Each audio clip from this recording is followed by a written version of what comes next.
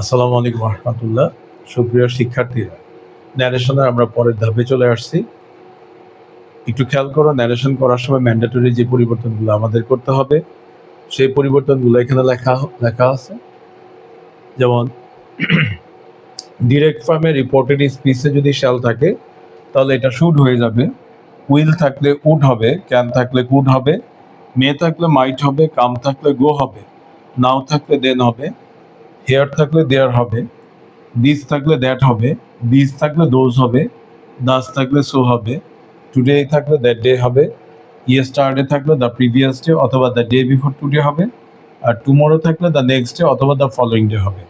একটা বিষয় খেয়াল রাখতে হবে, দাস থাকলে সো হবে, কিন্তু সো থাকলে কিন্তু দাস হবে না। আবার দিস থাকলে দ্যাট হবে, দ্যাট থাকলে কিন্তু দিস করা যাবে না। দিস থাকলে দোজ হবে, দোজ থাকলে কিন্তু দিস করা যাবে না। এই বিষয়টা খেয়াল রাখতে হবে।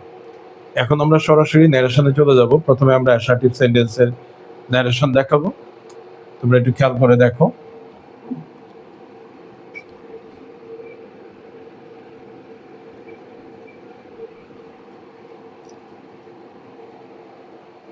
অ্যাসার্টিভ সেন্টেন্সের আমরা ন্যারেশন করতেছি।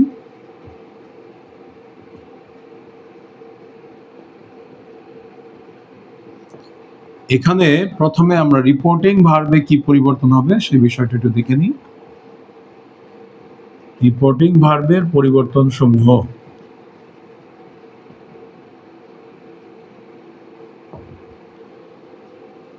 রিপোর্টিং ভার্বের সাবজেক্ট যা থাকবে তাই হবে, সাবজেক্টের কোনো পরিবর্তন হবে না। সে থাকলে সেই হবে, শেষ থাকলে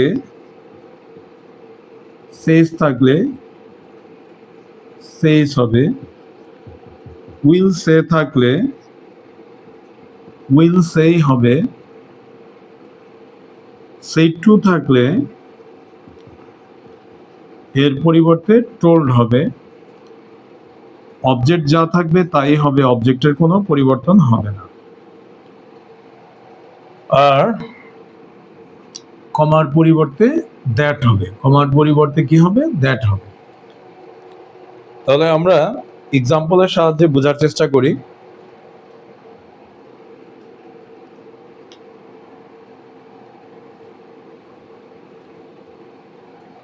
যেমন আমি একটি সেন্টেন্স লিখলাম শুরুতে, তমাল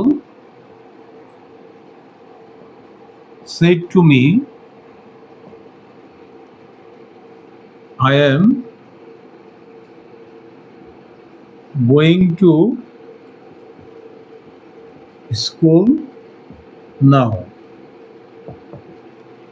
বাক্যটি হচ্ছে তমাল said to me, I am going to school now. তমাল আমাকে বলল আমি এখন স্কুলে যাচ্ছি। বাক্যটা যে অ্যাসার্টিভ, আমি এই অংশটা দেখবো রিপোর্টেড স্পিচে। এখানে ফুল স্টপ দিয়ে বাক্যটা শেষ হয়ে গেছে এবং এই বাক্যটি ভার্ব দ্বারা, ডন দ্বারা বা নেভার দ্বারা, প্লিজ, কাইন্ডলি, অলওয়েজ, শুড বা লেট দ্বারা শুরু হয়নি, তাহলে বাক্যটি অ্যাসার্টিভ। এখন আমি অ্যাসার্টিভ সেন্টেন্সকে ইনডিরেক্ট করতেছি। খেয়াল করো, ইনডিরেক্ট করার সময় এই অংশটাকে বলা হয় রিপোর্টিং ভার্ব, এই অংশটা হচ্ছে রিপোর্টেড স্পিচ। রিপোর্টিং ভার্বের পরিবর্তনটা আমি এইমাত্র তোমাদের বলেছি, খেয়াল করার চেষ্টা করো। সাবজেক্ট যা আছে তাই হবে, তমাল। এখন সেই টুর পরিবর্তে আমরা টোল্ড লিখবো, তমাল টোল্ড। অবজেক্ট যা আছে তাই হবে, তমাল টোল্ড মি, কমা, ইনভার্টেড কমার পরিবর্তে আমরা দ্যাট লিখবো, তমাল টোল্ড মি দ্যাট। এখানে আই হচ্ছে ফার্স্ট পারসন। রিপোর্টেড স্পিচের সাবজেক্ট যদি ফার্স্ট পারসন হয় তাহলে তা পরিবর্তন হবে রিপোর্টিং ভার্বের সাবজেক্টের সাথে। আই পরিবর্তন হবে তমালের সাথে। অলরেডি তমাল আমরা একবার লিখছি, এই কারণে আমরা এখানে হি লিখবো। হি, এম এর পরিবর্তে ওয়াজ হবে, he was going to school now change হয়ে দেন হবে। সুপ্রিয় শিক্ষার্থীরা, খেয়াল করে দেখো, রিপোর্টেড স্পিচটি প্রেজেন্ট কন্টিনিউয়াস টেন্সে ছিল। আমি যখন এটাকে ইনডিরেক্ট করলাম এটা পাস্ট কন্টিনিউয়াস টেন্সে রূপান্তরিত হয়ে গেছে। তাহলে আমাদের পরিবর্তনের জায়গাগুলো কি ছিল? সাবজেক্ট যা আছে তাই ছিল, সেটুর পরিবর্তে টোল্ড লেখা হয়েছে। অবজেক্ট যা ছিল তাই লেখা হয়েছে, কমা, ইনভার্টেড কমার পরিবর্তে দ্যাট যুক্ত হয়েছে। সাবজেক্ট ফার্স্ট পারসন হওয়ার কারণে রিপোর্টিং ভার্বের সাবজেক্টের সাথে পরিবর্তিত হয়ে এখানে হি এসেছে, এম পরিবর্তন হয়ে ওয়াজ হয়ে গেছে, গোয়িংটা ঠিক ছিল, গোয়িং টু ঠিক আছে, স্কুলও ঠিক আছে, নাও এর পরিবর্তে দেন লেখা হয়েছে। এই পরিবর্তনগুলো আমরা আগে লিখে দিচ্ছি, এগুলো একটু ভালো করে পড়লে এটা বোঝা অনেক সহজ হবে। অ্যাসার্টিভ সেন্টেন্সের বেশ কিছু বিষয় আছে যেটা আমাদের খেয়াল রাখতে হবে। যেমন প্রথম যে বিষয়টা খেয়াল রাখতে হবে, অ্যাসার্টিভ সেন্টেন্স যদি ইউনিভার্সাল ট্রুথ হয়, ইউনিভার্সাল ট্রুথ মানে চিরন্তন সত্য, ইউনিভার্সাল ট্রুথ, তাহলে কোনো চেঞ্জ হবে না। ইউনিভার্সাল ট্রুথ থাকলে, সেন্টেন্সে ইউনিভার্সাল ট্রুথ থাকলে এর কোনো পরিবর্তন হবে না। আমি একটা এক্সাম্পলের সাহায্যে তোমাদেরকে বোঝানোর চেষ্টা করি। The teacher said to the students,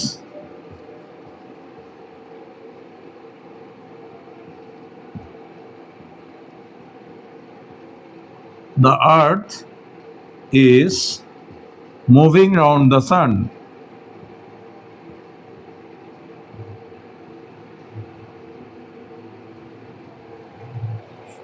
এখানে the teacher said to the students এটা হচ্ছে reporting verb, are the earth is moving round the sun এটা হচ্ছে রিপোর্টেড স্পিচ।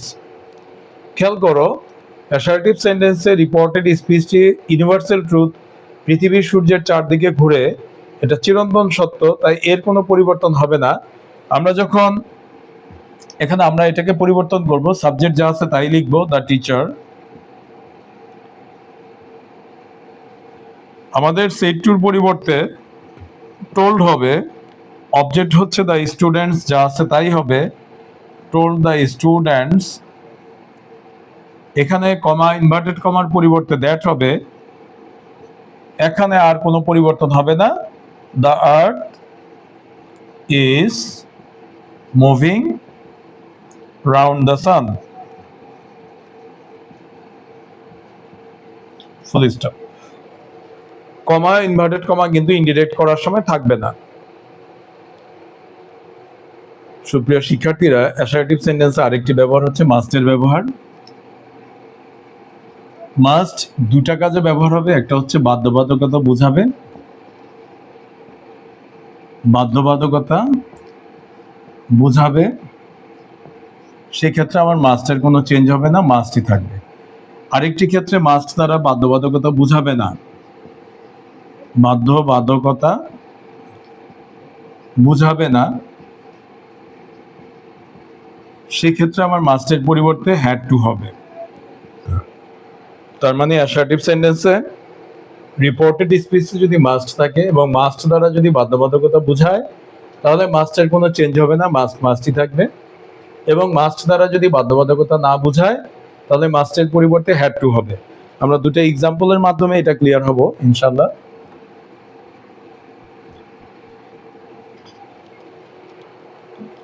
যেমন father said to me, you must respect your elders.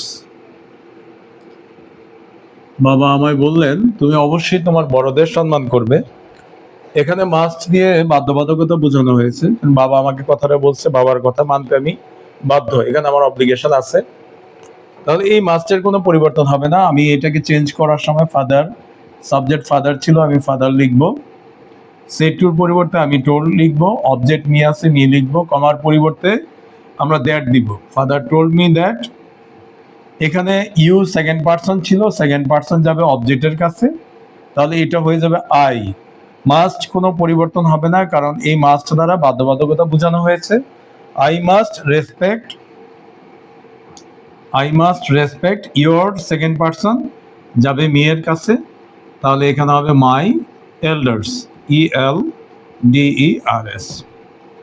এখানে মাস্টের কোনো পরিবর্তন হয়নি। আরেকটা এক্সাম্পল আমরা দেখি।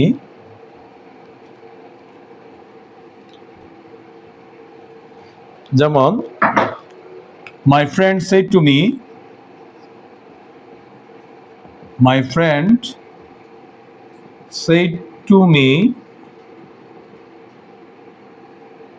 you must lend me your car. You must lend me your car. আমার বন্ধু আমায় বলল তুমি অবশ্যই তোমার গাড়িটা আমাকে ধার দিবে। এখানে ফ্রেন্ড আমার কাছে আমার গাড়িটা ধার দেওয়ার জন্য বলছে, আমি কিন্তু গাড়ি ধার দিতে বাধ্য নই। এই মাস্ট দ্বারা বাধ্যবাধকতা বোঝাচ্ছে না। যেহেতু এটা অ্যাসার্টিভ সেন্টেন্স এবং মাস্ট দ্বারা বাধ্যবাধকতা বোঝাচ্ছে না, আমার ইচ্ছা হলে দিব না, ইচ্ছা হলে দিব না, তাহলে এই মাস্টের পরিবর্তে আমরা হ্যাড টু লিখব। যেমন এখানে সাবজেক্ট মাই ফ্রেন্ড, আমি মাই ফ্রেন্ড লিখলাম। সেড টুর পরিবর্তে আমরা আস্কড লিখব। এখানে ইনকোয়ার্ডও লেখা যায়। অবজেক্ট মি আস না সরি সেড টুর পরিবর্তে আমি টোল্ড লিখব। সেড টুর পরিবর্তে আমরা টোল্ড লিখব। মাই ফ্রেন্ড টোল্ড মি, কমার পরিবর্তে দ্যাট হবে। My friend told me that you second person যাবে অবজেক্টের কাছে, তাহলে এখানে আই হবে। মাস্টের পরিবর্তে হ্যাড টু হবে। লেন্ড ভার্ব লেন্ডই হবে। মি ফার্স্ট পারসন যাবে মাই ফ্রেন্ডের কাছে, তাহলে এখানে হিম হবে। ইয়োর সেকেন্ড পারসন যাবে অবজেক্টের কাছে, তাহলে হবে মাই কার। বাক্যটি আবার বুঝাই। সাবজেক্ট ছিল মাই ফ্রেন্ড, আমি মাই ফ্রেন্ড লিখছি। সেড টুর পরিবর্তে আমরা টোল্ড লিখলাম। অবজেক্ট মি আছে লিখলাম। কমার পরিবর্তে যেহেতু এটা অ্যাসার্টিভ সেন্টেন্স, এই কারণে দ্যাট এসেছে এখানে। সাবজেক্ট ইউ সেকেন্ড পারসন ছিল, সেকেন্ড পারসন সাধারণত অবজেক্টের সাথে চেঞ্জ হবে। অবজেক্ট মি আছে, তাহলে এটা চেঞ্জ হয়ে আই হয়ে গেছে। মাস্ট দ্বারা বাধ্যবাধকতা না বোঝানোর কারণে মাস্টের পরিবর্তে হ্যাড টু। ল্যান্ড ভার্ব আছে, ল্যান্ড লিখলাম। মি ফার্স্ট পারসন যাবে সাবজেক্টের কাছে, তাহলে এই মাই ফ্রেন্ডের পসেসিভ ফর্ম হবে him. Your second person, your possessive ফর্মে আছে, তাহলে ও যাবে অবজেক্টের কাছে। মি এর পসেসিভ ফর্ম হচ্ছে মাই, তারপর আমরা কার লিখবো, ফুল স্টপ দিয়ে এটা শেষ করে দিব। অ্যাসার্টিভ সেন্টেন্সে রিপোর্টিং ভার্ব যদি সিম্পল প্রেজেন্ট বা সিম্পল ফিউচার হয়, তাহলে রিপোর্টেড স্পিচের টেন্সের কোনো পরিবর্তন হবে না। তার মানে অ্যাসার্টিভ সেন্টেন্সে কমার আগে অংশটি যদি প্রেজেন্ট ইনডিফিনিট বা ফিউচার ইনডিফিনিট হয়, তাহলে ইনভার্টেড কমার অংশে টেন্সের কোনো পরিবর্তন হবে না। যেমন আমি লিখলাম Raju says I can do ইট। রাজু বলে আমি এটা করতে পারি। এখানে এটা assertive sentence, I can do it. তাহলে এখানে সাবজেক্টের পরে ভার্বের প্রেজেন্ট ফর্ম আছে, মানে এটা সিম্পল প্রেজেন্টে আছে। এ পাশে টেন্সের কোনো পরিবর্তন হবে না। ক্যান থাকলে কুড হওয়ার কথা ছিল, হবে না, ক্যানই থাকবে। আমি রাজু লিখলাম, সেইসই হবে। কমা ইনভার্টেড কমার পরিবর্তে দ্যাট হবে। Raju সেইজ that I first person change হবে সাবজেক্টের সাথে, তাহলে এখানে হি হবে, কারণ আমরা একবার নাউন ব্যবহার করে ফেলছি, এই জন্য দ্বিতীয়বার প্রনাউন লিখব। রাজুর প্রনাউন হি লিখলাম। ক্যান থাকলে কুড হওয়ার কথা, কিন্তু এখানে কুড হবে না, ক্যানই হবে, কারণ এই অংশটা অ্যাসার্টিভ সেন্টেন্সের প্রথম অংশটা রিপোর্টিং ভার্ব প্রেজেন্ট ইনডিফিনিট হওয়ার কারণে ক্যানের কোনো পরিবর্তন হলো না, ক্যান ডু ইট। তাহলে Raju says that he can do it. আরেকভাবে আমি বলতে পারি Rita will say I may perform on the stage. Rita বলবে আমি স্টেজে পারফর্ম করব। একটু খেয়াল করো, I may perform on the stage, এটা প্রেজেন্ট ইনডিফিনিট টেন্স। প্রথম অংশ ফিউচার ইনডিফিনিটে থাকার কারণে, subject will verb one future ইনডিফিনিটে থাকার কারণে এই অংশের টেন্সের কোনো পরিবর্তন হবে না। তার মানে মে থাকবে মাইট হওয়ার কথা, কিন্তু এটা হবে না, মেই থাকবে। আমি উত্তরটা উপরে লিখতেছি, একটু খেয়াল করে দেখে নাও। এখানে সাবজেক্ট রিতা, আমরা রিতাই লিখব। রিতা লিখলাম। উইল সে থাকলে উইল সেই হবে। আমরা অ্যাসার্টিভের শুরুতে আলোচনা করেছিলাম Rita will say, comma inverted কমার পরিবর্তে দ্যাট হবে। এখন আই ফার্স্ট পারসন যাবে রিতার কাছে, এখানে হবে শি। মে মাইট হওয়ার কথা ছিল, কিন্তু হবে না, এখানে মেই হবে। She may perform on the stage. সুপ্রিয় শিক্ষার্থীরা, এই সেন্টেন্সটির মাধ্যমে আমরা অ্যাসার্টিভ সেন্টেন্স শেষ করলাম। তোমরা প্রথম থেকে শেষ পর্যন্ত বারবার দেখো এবং আমাদের ন্যারেশন কোর্স শেষ করার পরে আমরা অবশ্যই এক্সারসাইজ এবং প্র্যাকটিস সলভিং পর্বে তোমরা আরো বিস্তারিত জানবে এবং বুঝবে। এটা দেখার পরে আশা করি তোমাদের অ্যাসার্টিভ সেন্টেন্সের ন্যারেশন পরিবর্তন করতে কোনো সমস্যা হবে না। আমরা পরবর্তীতে ইন্টারোগেটিভ ধারাবাহিকভাবে ইম্পারেটিভ, অবজেক্টিভ এবং এক্সক্লেমেটরি ন্যারেশনের রুলসগুলো নিয়ে আসবো ইনশাআল্লাহ। ধন্যবাদ। আসসালামু আলাইকুম ওয়া রাহমাতুল্লাহ।